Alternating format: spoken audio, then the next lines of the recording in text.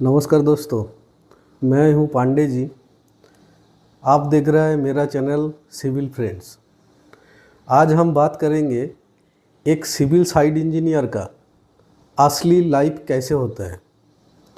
बहुत आदमी सोचते हैं कि इंजीनियरिंग पास कर लिया, अभी बैठ बैठ के कमाओ और खाओ, लेकिन रियल लाइफ ऐसा नहीं होता है। रियल लाइफ में काफ़ी चैलेंज और इंटरेस्टिंग भी होता है। तो मैं आज आप लोगों को एक सिविल साइट इंजीनियर का डेली रूटीन कैसे होता है इस बारे में बात करेंगे।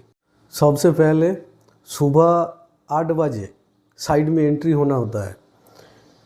काफ़ी कंपनी है, अभी सिविल का जितना कंपनी है उसमें 80 से 90% कंपनी में सुबह 8 बजे से शाम को 8 बजे तक काम होता है। तो सुबह 8 बजे के अंदर गेट में एंट्री करना है और टाइम ऑफिस में एंट्री करने के बाद कुछ सेफ्टी प्रोटोकॉल रहता है, जो safety helmet, safety jacket, safety shoes पहन के रेडी होना है। उसके बाद एक सेफ्टी मीटिंग होता है। तो सेफ्टी मीटिंग में समझाया जाता है कैसे सेफ्टी में काम करना है। तो कंस्ट्रक्शन या कोई भी लाइन में सेफ्टी आपका फास्ट होता है, फास्ट मैंडेटरी है। तो वो कैसे सेफ्टी मेंटेन करना है ये 5 मिनट समझाया जाते हैं। उसके बाद आज का जो प्रोग्राम है वो प्रोग्राम के हिसाब से हर साइट इंजीनियर जिसका जो लोकेशन है तो लोकेशन में पहुंच जाते हैं। लोकेशन में पहुंचने के बाद सुबह का जो फास्ट इंस्पेक्शन है उसमें कौन सा एरिया में कितना काम है, उसमें हिसाब से कितना लेबर एंगेज करना है, ये सिविल साइट इंजीनियर को हर लोकेशन में लेबर एलोकेशन करना पड़ता है। तो नेक्स्ट ड्राइंग का हिसाब से ठीक से काम हो रहा है क्या नहीं, वो एक साइट इंजीनियर का सबसे इम्पोर्टेंट काम है। क्योंकि ड्राइंग से थोड़ा भी गड़बड़ होगा तो उसमें क्या होता है, स्ट्रक्चर वीक हो जाता है। तो ये सबसे बड़ा इम्पोर्टेंट काम है साइट इंजीनियर का कि ड्राइंग का हिसाब से काम हो रहा है क्या नहीं ये देखने का। और क्वालिटी भी कॉम्प्रोमाइज़ नहीं होगा। क्वालिटी का बारे में पूरा नॉलेज होना चाहिए। जो काम हो रहा है, एक्सकावेशन हो, कंक्रीट हो, जो भी हो, जो काम हो रहा है तो वो प्रॉपर क्वालिटी में काम हो रहा है क्या नहीं, वो साइट इंजीनियर को देखना होता है। सिर्फ ड्राइंग दे के काम करवाना ये साइट इंजीनियर का काम नहीं है। इसके साथ भी कॉन्ट्रैक्टर और क्लाइंट जो जो है साइट में प्रेजेंट, उन लोगों के साथ प्रॉपर कोऑर्डिनेशन ये भी एक इम्पोर्टेंट काम है। जो कॉन्ट्रैक्टर है उनको अच्छे से समझना और वो कॉन्ट्रैक्टर से कितना आउटपुट हम निकल सकते हैं उस हिसाब से काम करना होता है। और क्लाइंट जो है, क्लाइंट के साथ प्रॉपर कोऑर्डिनेशन करके कौन सा ड्राइंग नहीं है वो ड्राइंग मैनेज करके उस हिसाब से काम करना है। और सुबह ये सब कोऑर्डिनेशन करने के बाद मेरा कहाँ कहाँ कंक्रीट होगा या रेनफोर्समेंट चेकिंग होगा, शटरिंग चेकिंग होगा, उसके लिए चेक लिस्ट बनाना है। चेक लिस्ट बना के क्लाइंट को सबमिट करना होता है। तो क्लाइंट उस हिसाब से देख के कहाँ कहाँ क्या है, क्लाइंट आके वो चेक करेगा। क्लाइंट के साथ जॉइंट चेकिंग करने के बाद क्लाइंट सर्टिफाई जब करेगा तब हम वो काम आगे बढ़ा सकता है।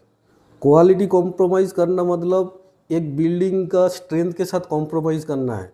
तो इसलिए जब रेनफोर्समेंट चेकिंग होता है, शटरिंग चेकिंग होता है, तो प्रॉपर देख लेना है रेनफोर्समेंट ड्राइंग के हिसाब से बराबर यूज़ हुआ है क्या नहीं।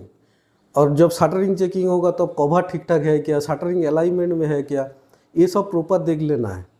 जब कंक्रीट होगा, कंक्रीट का स्लैम टेस्ट बराबर है क्या नहीं, कंक्रीट प्रोफाइल मिक्स डिजाइन का हिसाब से हुआ है क्या नहीं, वो क्वालिटी डिपार्टमेंट के साथ कांटेक्ट करके वो देखना है। क्वालिटी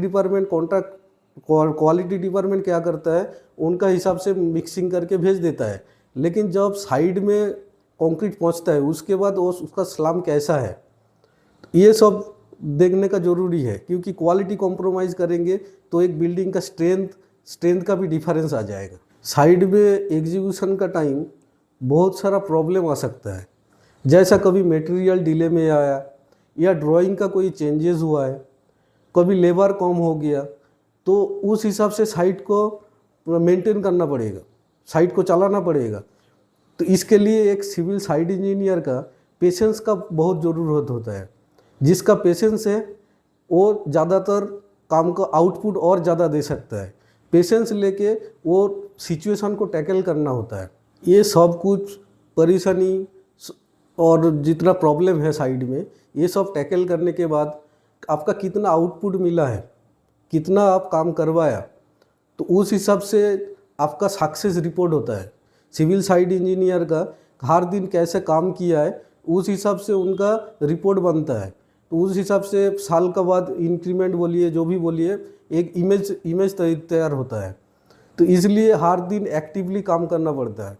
जब ये पूरा काम दिन का अचीव हो जाएगा, उसके बाद शाम को आके सीनियर जो इंचार्ज या प्रोजेक्ट मैनेजर है उनको रिपोर्टिंग करना है, कितना मेरा टारगेट था और कितना हम अचीव कर पाए। उस हिसाब से शाम को बैठ के एक मीटिंग होगा, मीटिंग में डिसीजन होगा नेक्स्ट दिन जितना मैं आज काम किया और जितना बैलेंस रह गया, वो बैलेंस प्लस और क्या क्या काम नेक्स्ट दिन करना है। उस हिसाब से पूरा टोटल मीटिंग होने के बाद एक सिविल साइट इंजीनियर को पता चल जाएगा नेक्स्ट दिन उनका क्या काम है। उस हिसाब से पहले से उनको अरेंजमेंट करके रखना है, नेक्स्ट दिन मुझे कितना लेबर चाहिए, कितना क्या चाहिए, क्या क्या ड्राइंग का इशू है क्या, वो सब मीटिंग में क्लियर हो जाता है। फिर नेक्स्ट दिन सुबह आके उस हिसाब से काम चालू होता है। ये सब पूरा प्रोसेस करते करते शाम को कभी भी 8, 10 या रात 12 भी बज जाता है। तो इसलिए उतना आसान नहीं होता जितना हम लोग सोचते हैं। एक सिविल साइट इंजीनियर का काम उतना आसान नहीं होता है। इसके लिए बहुत स्ट्रगल करना होता है, बहुत पेशेंस रखना पड़ता है, तब जाके एक एक काम अचीवमेंट होता है। तो अगर आप एक सिविल इंजीनियरिंग स्टूडेंट हो तो याद रखिए, थियोरिटिकल नॉलेज के साथ साथ प्रैक्टिकल नॉलेज का भी ज़रूरत होता है। प्रैक्टिकल नॉलेज और थियोरिटिकल नॉलेज में बहुत डिफरेंस होता है। तो इसलिए आप पेशेंस और टेक्निकल नॉलेज, थियोरिटिकल नॉलेज सब मिला के आपको साइड में काम करना पड़ेगा, ठीक है ना। तो यही था आज का वीडियो अच्छा लगे तो लाइक एंड शेयर कर दीजिए और चैनल को सब्सक्राइब कर दीजिए। नेक्स्ट वीडियो में हम मिलेंगे। मैंने बोला था पहले कि बिलिंग इंजीनियर आप लोगों को हम बनाएंगे, तो इसके लिए हर अलग अलग एक एक एपिसोड बनाएंगे। तो नेक्स्ट वीडियो में हम बिलिंग इंजीनियर का जो ट्रेनिंग है वो चालू करेंगे, ठीक है ना।